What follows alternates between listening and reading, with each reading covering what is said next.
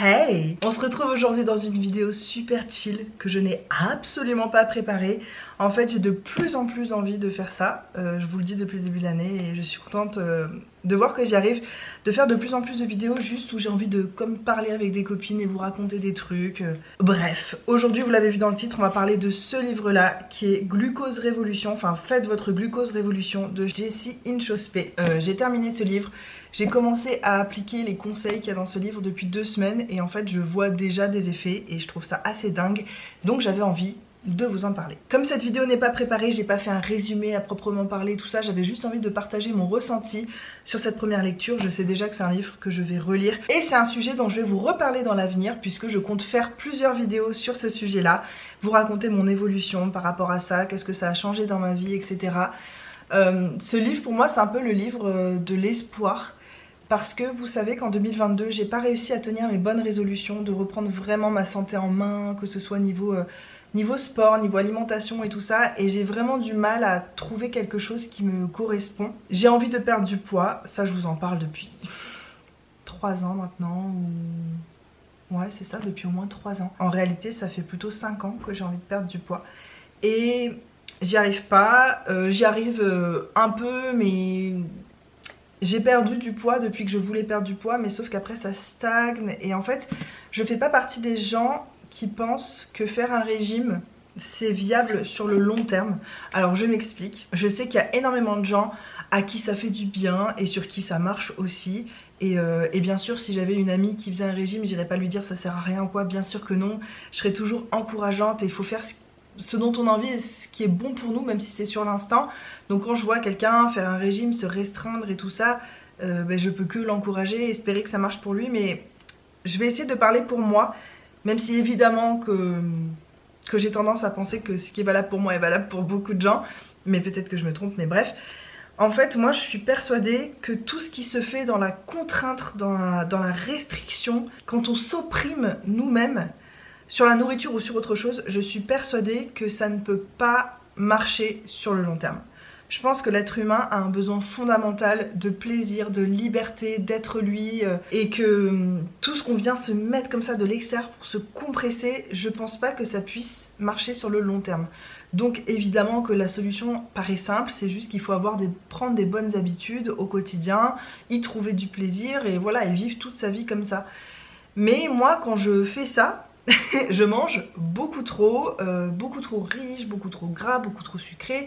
J'adore, je suis une amoureuse de la vie et de la bouffe, hein, on va pas se mentir. Si vous me suivez un petit peu, vous me connaissez, voilà, ça fait partie de ma vie, le plaisir alimentaire et tout. Je n'arrive pas à me restreindre là-dessus et surtout le peu de fois dans ma vie où je l'ai fait, les conséquences derrière ont été que j'ai repris plus de poids. J'ai vu un reportage il y a pas longtemps sur les régimes et ça m'a rendu un petit peu triste où ça disait que depuis qu'il y a les régimes, il n'y a jamais eu autant de gens qui ont envie de perdre du poids et c'est un business, disons, qui fait que grimper parce que plus on fait des régimes, plus on détraque en fait son corps et plus on a besoin d'en faire pour remaigrir et après on regrossit. Et bref, c'est pas quelque chose qui marche sur le long terme. Enfin là, c'était des chiffres en fait, c'était assez statistique, financier et tout. Mais moi je l'ai constaté sur moi en fait au cours de ma vie. Si quelque chose est trop restrictif, je sais que je peux pas m'y tenir à vie et donc il y a un moment où il va y avoir une rechute. Donc quelque part j'essaye même pas, mais ça me convient pas non plus puisque je reste à un poids qui est beaucoup trop haut pour moi et pour ma santé surtout, pour mon énergie, pour tout, bref. Et avec ce livre, eh ben forcément j'ai découvert une nouvelle façon de voir les choses et peut-être quelque chose qui peut me convenir sur le long terme, sur le très long terme, voire à vie. Et c'est la première fois que je peux dire ça, que je vais pouvoir changer mon alimentation et que potentiellement je vais pouvoir la changer à vie. Et donc j'avais énormément envie de vous partager ce que j'en ai tiré et ce que je compte appliquer au quotidien dans ma vie. Donc pour commencer, Jessie Inchauspé, cette jeune fille ici présente, que j'ai découvert grâce à son compte Instagram. Et je suis contente, j'ai découvert son compte Instagram en 2020 et en fait elle dit dedans qu'elle l'a ouvert en 2019. Donc en fait ça fait hyper longtemps que j'entends ses conseils, que je la vois. Et justement tout ça, il y a eu un cheminement déjà dans ma tête depuis 2020. Et maintenant que j'ai lu son livre, c'est comme si j'étais arrivée au bout du chemin et que c'était l'heure pour moi de faire ma quête en fait, de commencer à m'impliquer vraiment dans tout ça. Mais c'est vrai que je la suis depuis 2020 et c'est une Française qui vit, si j'ai bien compris, moitié à Los Angeles, moitié à Paris. Elle est du Pays Basque d'origine. Je crois que ça vient de là, ce nom de famille. C'est hyper original, j'ai jamais entendu ça. De base, c'est une chimiste. Alors, je sais plus quelle autre corde elle a à son arc, mais bon, bref, c'est une scientifique de formation, de métier. Et sa spécialité, c'est la vulgarisation scientifique. Ce qui est hyper intéressant parce que, en gros, Jessie, elle prend 100 études scientifiques hyper compliquées avec des mots qu'on comprend pas et des chiffres, et elle te fait un petit paragraphe hyper simple avec des métaphores pour que tu comprennes tout et que ce soit simple. En fait, elle rend la science accessible au plus grand nombre et au plus... Désolée pour cette interruption. Donc oui, elle rend la science... Moi, je suis très nulle dans tout ce qui est scientifique. Pourtant j'ai fait des études, il y avait beaucoup de sciences dans mes études, mais d'ailleurs j'en ai chié. Et donc c'est ça qu'elle a fait avec ce livre en fait. Elle parle de l'impact que peut avoir un trop fort taux de glucose dans le sang sur l'être humain. Et alors les conséquences sont inimaginables, ça touche quasiment tous les domaines de la vie. Alors elle parle beaucoup du poids, mais à vrai dire le poids je trouve que c'est quand même un bon indicateur d'une bonne santé ou quoi. Si on est énormément en surpoids, on sait très bien que nos vaisseaux sanguins ont du mal, que notre cœur va avoir du mal sur le long terme à gérer tous les organes et tout ça. Donc le poids pour moi c'est, même si c'est pas forcément là-dessus qu'il faut se focaliser, c'est quand même un indice en fait sur notre état de santé. Et moi je vois bien que là avec 20 kilos de trop, j'ai pas la même énergie, donc je fais de moins en moins de sport, donc je grossis. En fait après c'est un cercle vicieux. Donc elle parle beaucoup du poids, mais un trop fort taux de glucose dans le sang, ça va aussi amener des problèmes d'humeur, et ça je savais pas du tout. Enfin je savais puisque je donne pas de sucre à mon fils parce que j'ai pas envie qu'il soit excité, qu'il soit énervé, tout ça, mais je savais pas que sur l'adulte en fait, le sucre pouvait rendre irritable, désagréable au quotidien. Gna gna gna gna gna, tu sais quand tu te plains, que tu râles, que tout ça, apparemment avoir un trop fort taux de glucose dans le sang, ça a cet effet là. Ce qui pourrait expliquer aussi pourquoi parfois après quand on jeûne et qu'on mange pas pendant plusieurs jours, et ben on est hyper calme et tout, c'est peut-être tout simplement ça, entre autres. Ça peut avoir un lien sur la peau, les cheveux. Il y a des gens qui ont commencé à suivre ces conseils et qui ont retrouvé une grosse masse de cheveux, donc tant mieux si ça a cet effet là. Un trop fort taux de glucose dans le sang, ça fait aussi vieillir plus vite, plus de rides sur la peau, ça joue sur la mémoire, la fertilité, Alzheimer, les diabètes qu'on peut développer avec le temps, ou qu'on peut virer de sa vie. Alors ça c'est un truc de fou parce qu'on te dit toujours que le diabète c'est un truc de ta vie et tout. Et ben non, il y a des gens qui se sont guéris du diabète grâce à cette méthode là. J'oublie sûrement des milliers de choses. Il y a des gens pareil qui n'arrivaient pas à tomber enceinte depuis 2 ans et se sont mis à faire ça, boum elles sont tombées enceintes. Enfin, ça joue sur énormément d'aspects de la santé. Alors la chose qui est importante, je sais que c'est très important pour certaines personnes, moi j'ai pas tant besoin de la preuve scientifique. Alors je sais que c'est important et que c'est très intéressant aussi, mais moi j'ai fortement confiance dans l'expérience humaine en fait. Et bref, ça c'est très personnel, mais sachez, pour ceux qui sont très à cheval sur le côté scientifique, méthodique, prouvé par la science par A plus B, tout ce qu'elle dit dans ce livre est prouvé par la science et elle insiste là-dessus puisqu'elle-même elle est de formation scientifique. Elle insiste là-dessus pendant tout le livre et il y a une grosse partie du livre à la fin, je vais vous dire exactement tout ça, toute cette partie-là, c'est que les références des études scientifiques. Si vous voulez aller vérifier, en gros, lire les études scientifiques, voilà, elle vous donne toutes les références. Donc c'est quelque chose, on peut pas dire non, moi j'y crois pas, ou voilà, c'est impossible de dire ça puisque c'est prouvé. Donc que vous soyez d'accord ou non, vous avez tort si vous n'êtes pas d'accord, voilà, t'as compris. Donc elle explique vraiment les conséquences désastreuses que peuvent avoir un trop fort taux de glucose dans le sang, mais à vrai dire c'est bon pour personne.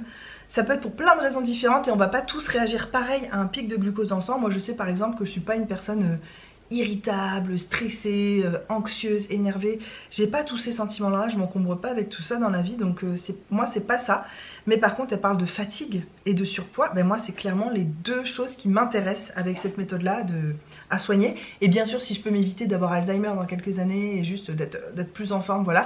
Elle parle aussi du syndrome des ovaires polykystiques qui peut énormément se régler par rapport à ça. Vous savez que moi c'est un problème que j'ai et je pensais que je pourrais pas tomber enceinte à cause de ça parce que tout le monde m'avait mis cette idée dans la tête. C'est faux en fait. Elle dit qu'on peut aussi régler ce problème là en suivant ses conseils. Il y a 10 conseils, en gros elle t'explique tout ce qui est mauvais dans le fait d'avoir des pics de glucose dans le sang. Ensuite elle t'explique comment ça marche, pourquoi on a un pic de glucose, quel aliment provoque un pic.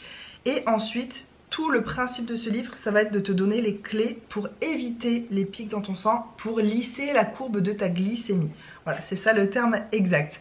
Alors il y a quand même des mots que j'ai pas compris dans son livre, mais elle explique à chaque fois ce que c'est. Alors j'ai pas tout retenu. Tu vois, l'hormone de la satiété, Voilà, il y a plein de détails et tout ça, mais j'ai appris énormément de choses dans ce livre et il y a aussi plein de choses que je savais déjà et j'étais contente de voir que je pars pas complètement de zéro. Mais même si vous partez de zéro, sachez que vous aurez tout. En fait, il y a tout là-dedans, tout ce que vous avez besoin de savoir sur le glucose. Il y a quelques années, je me suis acheté un livre de médecine qui est gros comme ça parce que j'avais envie de comprendre justement cette histoire de glucose et tout. Mais sauf que ce livre, il est imbuvable, il est incompréhensible, je l'ai encore là dans mes placards. Et j'ai beaucoup de mal avec ce livre. Et enfin, la réponse à mes prières est tombée du ciel. C'est Jessie, voilà. Et alors pourquoi c'est une révolution? D'ailleurs ça s'appelle Glucose Révolution. Mais pourquoi c'est une révolution dans ma vie? Ça a carrément allumé une ampoule dans mon cerveau. Et je sens vraiment que ça va être un changement profond dans ma vie, ce livre. C'est que ce n'est pas restrictif. Wouh! Moi je sais que je ne peux pas et que je ne veux pas faire quelque chose de restrictif. Je ne veux pas compter mes calories. Je sais qu'il faudrait peut-être un jour, si... De toute façon si cette technique marche pas, ce sera mon option, mon plan B. Ce sera de faire quelque chose où je compte mes calories, style Weight Watchers ou ce genre de choses. Je sais que ça a de très bons résultats. Ma tante m'a toujours parlé de Weight Watchers comme une technique vraiment chouette parce que tu manges ce que tu veux, mais par contre pas en quantité que tu veux. Bah évidemment il y a un moment, si tu veux maigrir, faut faire des choix, tu vois.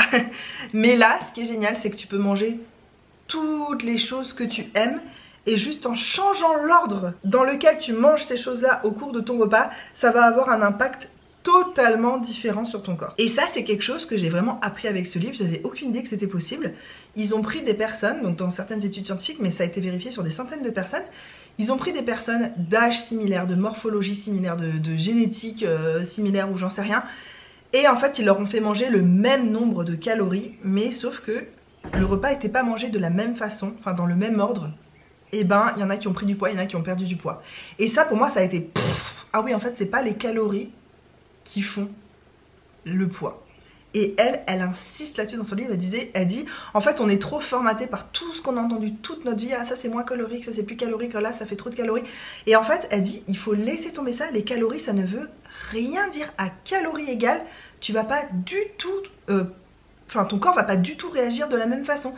Et ça, c'est vraiment quelque chose que je ne savais pas. Pour moi, si je mange 2000 calories et qu'un autre jour je mange 2000 calories, ça va me faire le même effet sur mon corps. Eh ben non, suivant l'ordre où je mange mes aliments dans mes repas, ça change tout. Et ça, je trouve que c'est assez révolutionnaire de voir les choses comme ça. Ça me fait plaisir, quelqu'un qui sort, qui nous met en fait un projecteur. Genre, nous, on est dans une bulle où on voit les régimes, le poids, les calories. Et là, c'est comme elle est en haut et elle vient mettre un projecteur et on regarde la chose sous un autre angle et on se dit... Ah mais oui en fait, et elle, c'est tout est expliqué scientifiquement, hein. C'est pas un avis, une opinion, c'est vraiment de la science. Donc si vous êtes en restriction calorique et tout, vraiment de toute façon, je vais vous le redire dans cette vidéo, mais j'invite absolument tout le monde à lire ça, c'est un sujet de santé publique. C'est ultra important je pense pour tout le monde de faire attention à la courbe de sa glycémie et surtout les amis, surtout écoutez-moi bien, c'est simple.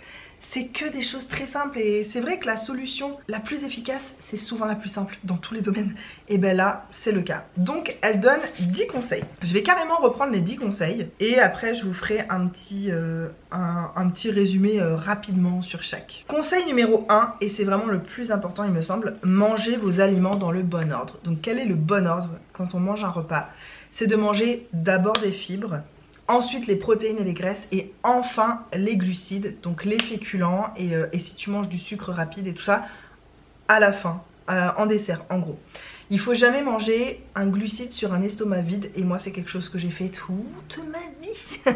Donc pas étonnant les problèmes que j'ai eu ou que j'ai actuellement et tout ça et notamment la fatigue. C'est vrai que moi j'ai tendance à prendre un goûter. Donc c'est du sucré. J'ai tendance à prendre, à grignoter un bout de pain ou quand je mange un repas, manger des pâtes. Par exemple je fais un plat de pâtes, des pâtes carbo, peu importe, je mange mon plat de pâtes. Et ben non, il faut d'abord manger des fibres.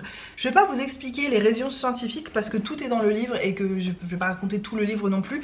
Mais moi, pour vraiment intégrer quelque chose en profondeur et pouvoir l'appliquer dans ma vie, j'ai besoin de comprendre. C'est mon esprit est fait comme ça. Et là, c'est expliquer pourquoi de manger des fibres en premier.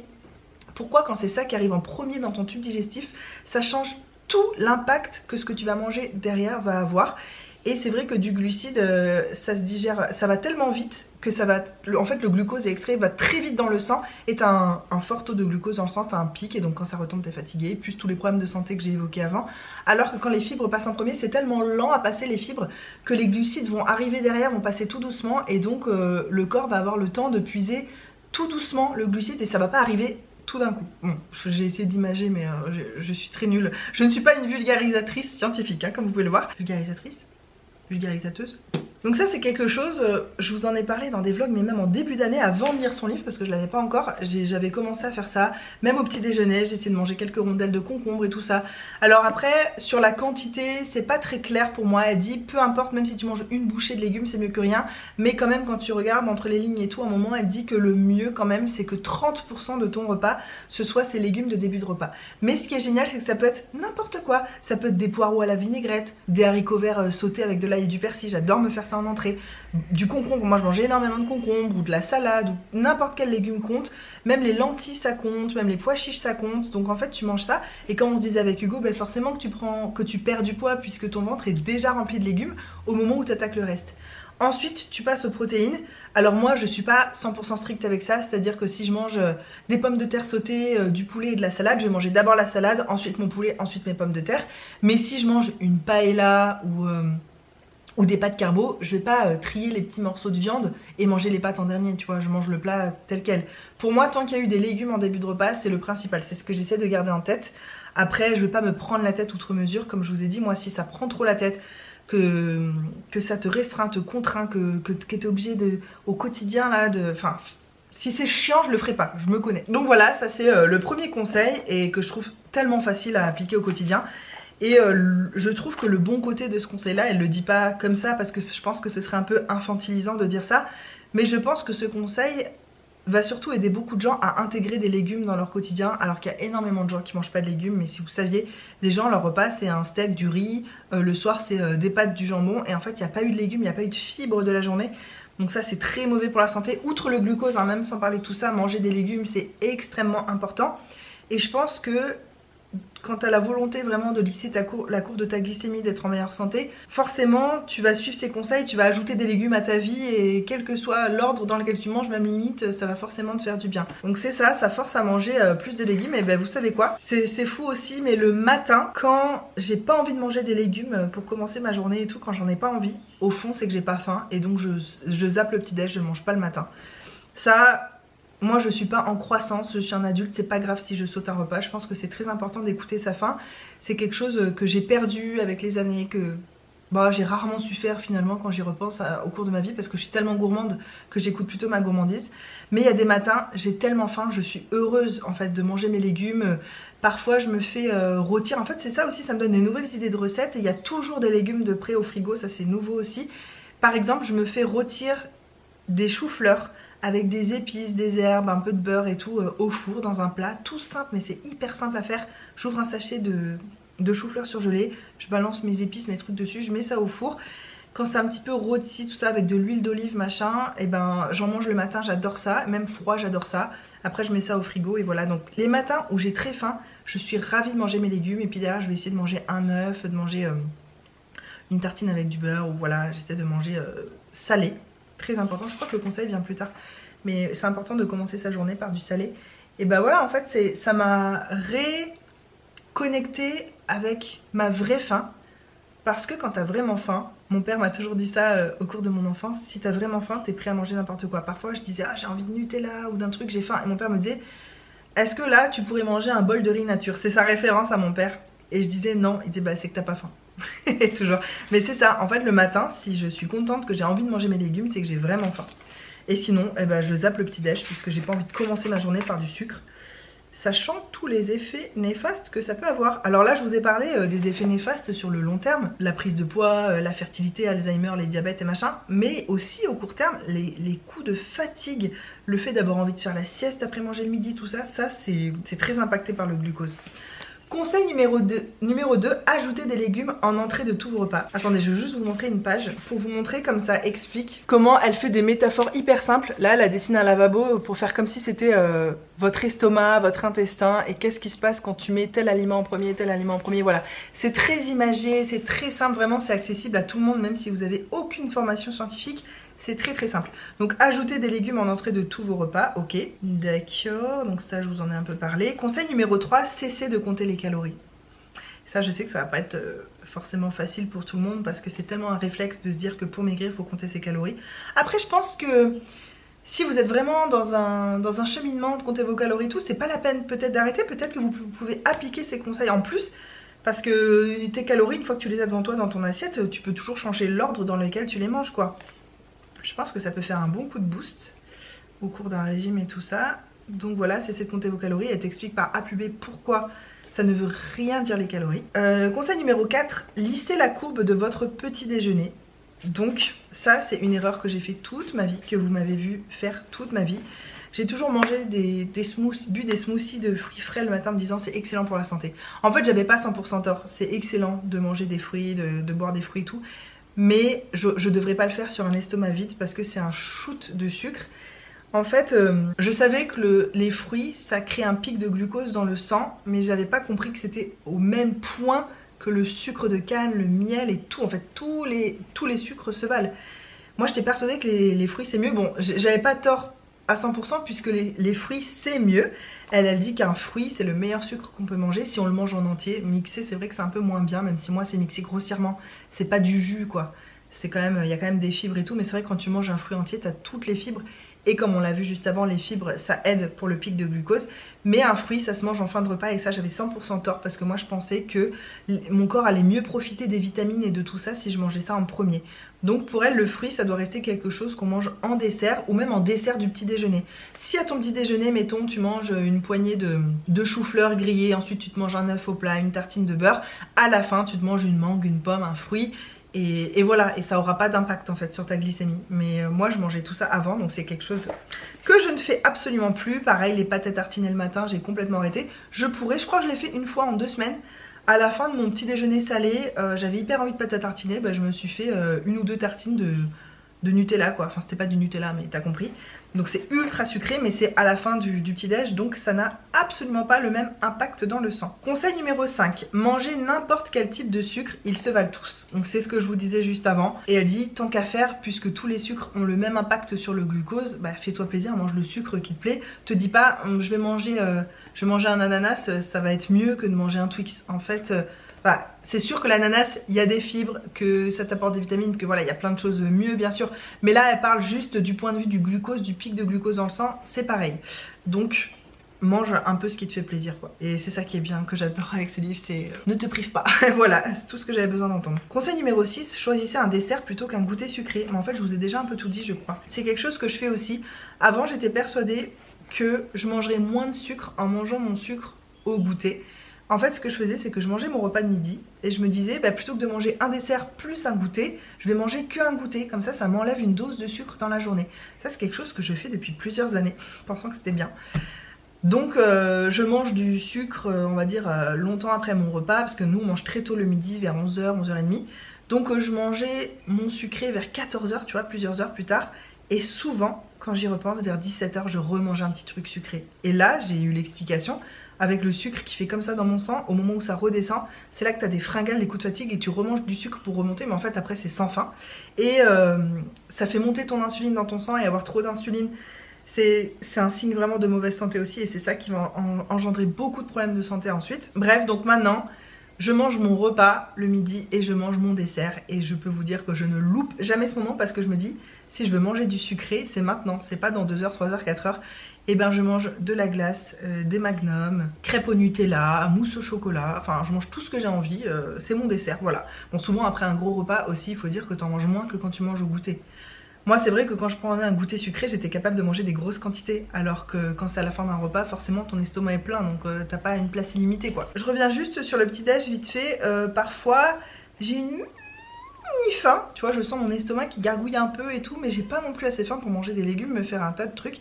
Et ben je mange une poignée de noix de cajou, d'amandes, de trucs comme ça. C'est très bien aussi parce que c'est des graisses, des protéines, enfin bref, ça fait pas monter, c'est pas des glucides quoi, donc c'est bon. Donc voilà, le dessert plutôt que le goûter.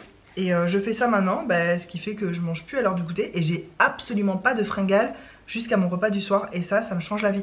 Moi j'ai tout le temps envie de grignoter l'après-midi et c'est vrai que lisser sa courbe de glycémie c'est un des effets principaux pour tout le monde qui fait ça, c'est que t'as plus de fringales au cours de la journée. Après, bien, j'ai conscience que parfois les fringales c'est plus psychologique, c'est plus un problème de TCA, de tout ça, d'avoir besoin de se remplir ou voilà, il peut y avoir plein de raisons qui font que... Mais je pense quand même que ça peut être que bénéfique de lisser la courbe de sa glycémie. Peut-être que ça peut aussi arrêter cette espèce de cercle. Enfin, ça peut aider en tout cas. Je vois pas comment ça peut faire du mal en tout cas. Conseil numéro 7, alors là c'est particulier, c'est celui avec lequel j'ai un peu le plus de mal. Buvez du vinaigre avant de manger. En fait, il faut boire du vinaigre, n'importe quel vinaigre, une cuillère à soupe diluée dans un verre d'eau. Parce que déjà tout seul, c'est trop agressif, c'est trop acide pour l'estomac, ça peut attaquer les dents, bon bref, c'est dégueu. Conseil de prendre du vinaigre de cidre plutôt, donc moi c'est ce que j'ai acheté. Et elle dit que c'est notamment hyper important avant un truc très sucré ou un truc qui peut vraiment faire monter la courbe de la glycémie. Et ça, je trouve ça hyper intéressant, cette précision, parce que moi, il est hors de question de boire honnêtement un verre de vinaigre avant chaque repas. Non, j'ai juste pas envie. Et ça, c'est impressionnant. Elle parle des études qui ont été faites sur le vinaigre et tout ça. J'ai plus encore une fois les chiffres en tête, mais je vous laisserai découvrir ça dans le livre. En gros, 2 personnes qui vont manger la même chose, mais il y en a une qui va prendre le vinaigre avant. Par exemple, tu manges un cookies à l'heure du goûter, voilà, du sucre direct sur un estomac vide et tout, le pire truc à faire. Il y en a une qui prend le vinaigre avant, et ben la courbe va pas du tout être pareille. Il y en a une, elle va faire wouhou, et l'autre, elle va rester beaucoup plus gérable, on va dire. En fait, ça aide à lisser la courbe de la glycémie, et sur le long terme, ça empêche de prendre du poids. Apparemment, il y a eu des études sur la perte de poids et le vinaigre, et ce serait lié, et de boire du vinaigre, ça aide pour la perte de poids. Donc moi, typiquement, elle dit de le faire à un moment où on sait qu'on va avoir un pic. L'autre fois, je sais plus, on allait manger du poulet, des frites et on n'avait aucun légume de près. Donc je savais qu'il y allait avoir beaucoup de glucides dans mon repas et aucune fibre. Et ben dans ce cas-là, j'ai bu un verre de vinaigre avant le repas. J'ai mangé quand même le poulet avant, mais je savais que voilà, il n'y avait pas de fibre pour lisser. Donc dans ce cas-là, j'ai bu un verre de vinaigre et maintenant je le fais aussi à chaque fois que je mange un truc super sucré, même si c'est en dessert d'un repas. Donc je mange mon repas comme je vous l'ai dit avant, avec les légumes, les protéines, les glucides, blablabla. Et avant de prendre mon dessert, je bois un verre de vinaigre et là je mange ma crêpe au Nutella. Donc ça c'est un conseil voilà, que j'applique de façon ponctuelle quand ça me concerne vraiment précisément. Mais si j'arrive à faire un truc tout classique, mon repas classique, que je m'embête pas avec le vinaigre, tu vois. Si j'ai mangé beaucoup de légumes au début de mon repas, que la majorité de mon repas c'était du légume en général, par exemple, je prends pas le verre de vinaigre. C'est pas bon, mais on s'y fait. Franchement, ça passe. Donc voilà, ça c'est un conseil que je ne faisais pas du tout dans ma vie et que je fais maintenant. Comme d'habitude, je me mets pas la pression de quoi que ce soit. Je le fais quand j'ai envie, que c'est facile et quand je le sens. Sur le vinaigre aussi, c'est important de le prendre 20 minutes, dans les 20 minutes avant ton dessert. Donc si ça fait 2 minutes, c'est très bien. Mais en gros, il faut que ce soit dans la tranche des 20 minutes avant ton dessert. Si parfois tu manges ton dessert et tu as oublié de prendre ton vinaigre, tu peux le prendre juste après. Ça aura aussi un effet bénéfique. Ça va moins lisser ta courbe, mais quand même c'est pas négligeable. Donc voilà, à savoir si un jour je mange un gros truc sucré, bah je pourrais toujours rattraper le coup en buvant mon vinaigre après quoi. Conseil numéro 8, après les repas, bouger. C'est quelque chose que je faisais pas non plus.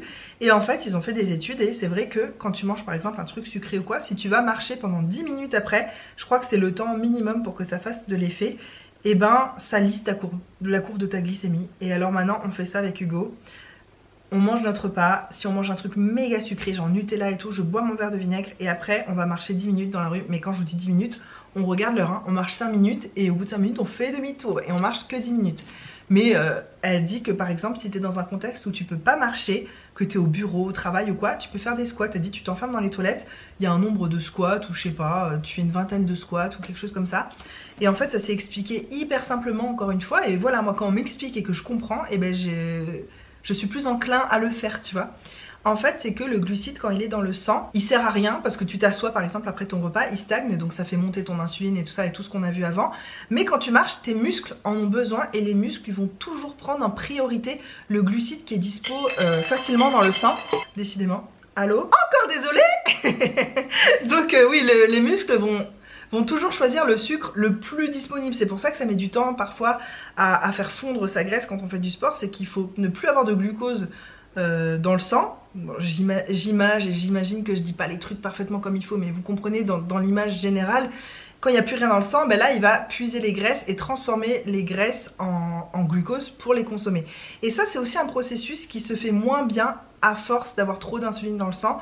C'est pour ça que c'est hyper important aussi de lisser la courbe de sa glycémie quand on veut perdre du poids. C'est que les graisses qui se transforment en sucre, le fait de puiser ces graisses pour utiliser et pour en faire de l'énergie, c'est un processus qui se fait beaucoup moins bien quand on a une courbe n'importe comment. T'as compris l'idée générale. J'ai plus de batterie, on va être coupé combien de fois dans cette vidéo? Donc voilà, bouger après le repas, c'est quelque chose de pas compliqué à mettre en place. Il n'y a pas vraiment d'excuses à se trouver parce que 10 minutes de marche ça suffit. Ils ont fait les études sur plus de minutes de marche, machin, de le faire. Il faut que ce soit dans les 70 minutes après le repas. Voilà, si tu marches plus de 70 minutes après, ça compte pas. Ça va pas faire baisser parce que le pic aura déjà eu lieu en fait, c'est trop tard. Donc dans les 70 minutes après et pendant au moins 10 minutes ou alors quelques squats, je sais plus combien, voilà, tu fais quelques squats. C'est vrai que tu peux le faire n'importe où, tout le temps, t'as pas besoin de matériel, t'as pas besoin... Et je trouve ça chouette, mais je pense que si t'es chez toi par exemple, tu peux typiquement faire ton ménage. Moi je me dis, tu passes l'aspi, voilà, t'es debout, tu t'actives, tu fais tes vitres, faire ton petit ménage à la fin de ton repas pendant 10 minutes, ça te fait bouger, je suis sûre que ça a le même effet quoi, parce qu'elle dit pas qu'il faut marcher vite ou quoi que ce soit. Moi c'est vrai que j'ai mon tapis, donc c'est pratique, les jours où il pleut je peux faire ça. Ça je commence tout juste à le faire, parce qu'en fait là je vous dis que ça fait 2 semaines, puis ça fait pas 2 semaines que je fais tous les conseils. J'ai commencé par changer l'ordre des aliments, voilà, là j'intègre tout juste le vinaigre et le fait de marcher après le repas. C'est petit à petit. En fait, tout le principe de son Instagram, c'est de partager ses pics de glucose. En fait, Jessie, elle a un moniteur. C'est quelque chose normalement qu'on vend aux diabétiques. Je pense que c'est relié à une application, un truc comme ça. Et ça te dit où en est ta courbe de glycémie. Et comme ça, elle a fait énormément d'expérience sur elle-même. Elle sait que de manger tel truc, ça fait plus de pics que ça. Que si tu marches après, si tu fais ça avant. En gros, elle a pris des études scientifiques qui existaient. Elle les a essayé sur elle-même et elle a essayé ensuite de nous les expliquer simplement. Et c'est génial parce que dans son livre, ça a repris toutes ces courbes que j'aime tellement. Là, vous voyez l'impact d'un grand bol de riz. Ça fait boum, c'est pas censé monter jusque là. Normalement, là c'est un mauvais pic, c'est censé rester beaucoup plus bas. Donc un pic juste avec le bol de riz et le fait de marcher juste après. Regardez pour la même quantité de riz sur la même personne. Hein. Regardez le pic comme il est beaucoup plus bas. Et en fait, c'est ça le but dans la vie, c'est d'avoir une courbe basse et surtout stable, qui fait pas trop de montagnes russes. Donc vous voyez, de manger après le repas, je me dis ça peut être de marcher après le repas. Ça peut être génial si vous n'avez pas de vinaigre sous la main, si vous n'avez pas pu manger des légumes parce que vous êtes au resto, vous avez commandé un plat, il n'y avait pas du tout de salade dans votre repas ou quoi, vous avez oublié de commander une entrée, peu importe, et ben après votre repas, vous allez marcher. Il y a toujours en fait, c'est ça que je trouve génial, c'est qu'il y a toujours un truc sur lequel rebondir. Si on n'a pas pu appliquer un des conseils, il y en a toujours d'autres derrière pour essayer de rattraper le coup et faire baisser sa courbe. Et ça, je trouve ça chouette. Parce que ça peut s'adapter à tous les modes de vie, à toutes les personnes. Et voilà, c'est que des conseils extrêmement simples qui ne coûtent rien. Regardez le gâteau. La courbe du gâteau, waouh. Bon ben là c'est sucre, glucides plus sucre rapide, laisse tomber. Et regardez le gâteau avec la marche derrière.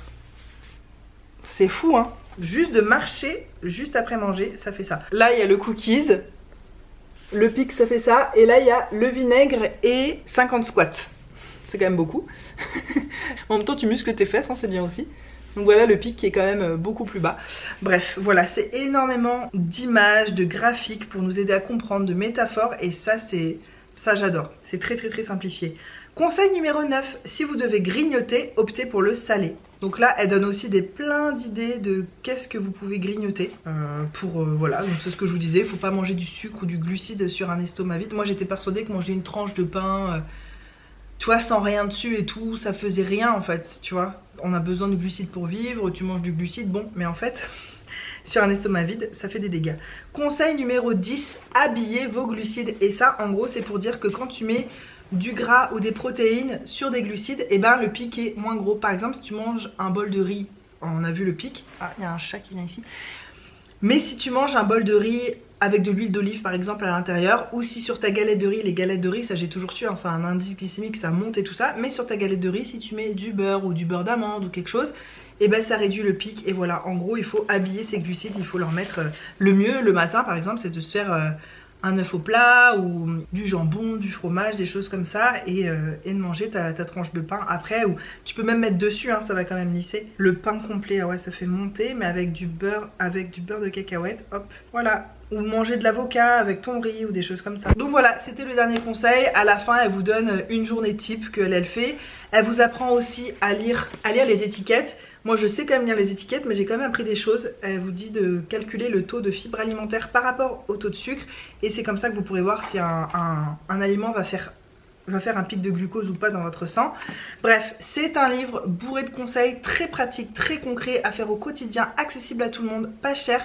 C'est génial, c'est une mine d'informations très importante je trouve pour votre santé. Et puis ça fait pas de mal aussi de s'instruire, d'apprendre des choses, même si derrière vous n'avez pas envie de l'appliquer dans votre quotidien, bah, ça vous aura appris des choses, ça vous aura cultivé, donc c'est chouette. Et au-delà de ça, ce que j'aime énormément, bon déjà la fille, je l'apprécie beaucoup, c'est une personne très très douce, très douée en marketing aussi, je pense qu'elle sait exactement quoi dire, comment et tout, elle est vraiment la multicasquette quoi.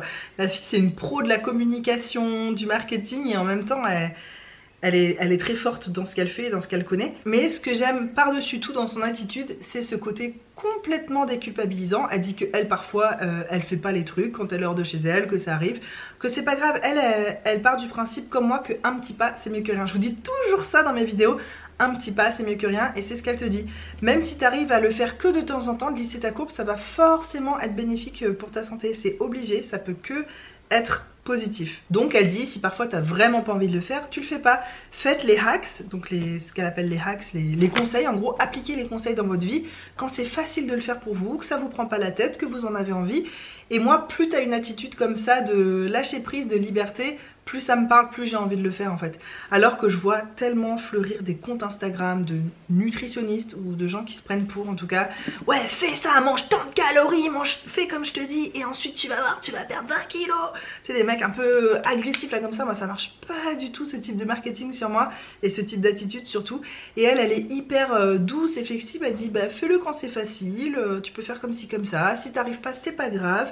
Voilà, donc moi j'aime beaucoup cette attitude et surtout j'aime beaucoup le fait que on me dise que je peux manger des cookies, des chips, du chocolat, du beurre, du fromage et maigrir quand même. Voilà. Bien entendu, l'intérêt de cette vidéo c'est aussi de vous tenir au courant, donc je ferai peut-être un bilan au bout de 3 mois. Là ça fait 2 semaines et je sens énormément d'effets sur mon énergie et c'est impressionnant.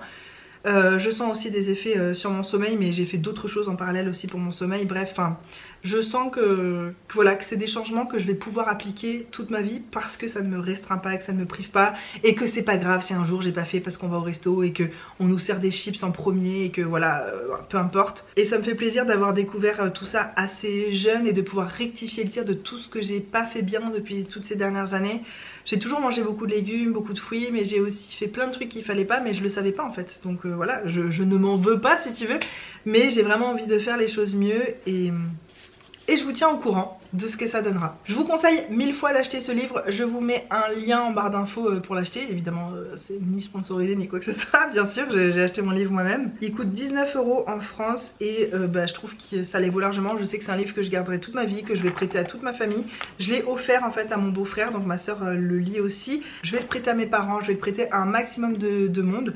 En fait, comme elle dit au début du livre, avant quand il y avait une découverte scientifique majeure comme ça qui pouvait changer la vie des gens, ça mettait des années en fait à se mettre en place, à être diffusé, à être compris machin, mais maintenant avec internet tout va extrêmement vite et donc là pour elle c'est le nouveau, comment dire, la nouvelle découverte révolutionnaire en termes de santé et tout ça, en termes de santé publique et c'est vrai, je pense que c'est vrai. J'adore le fait que ce soit souple, que ce soit ouvert, que ce soit pas culpabilisant, que ce soit facile en plus à faire au quotidien et que avec des petits changements dans ton quotidien, je veux dire changer l'ordre dans lequel tu manges tes aliments c'est rien, on va pas se mentir, ça coûte rien, c'est vraiment facile à faire comme changement, que des petits changements comme ça peuvent changer énormément sur ta vie, sur ta santé et tout. Il y a des gens ils ont des effets extrêmement vite, d'autres ça met plusieurs mois, mais bref, enfin il y a énormément de témoignages aussi et ça je trouve ça génial.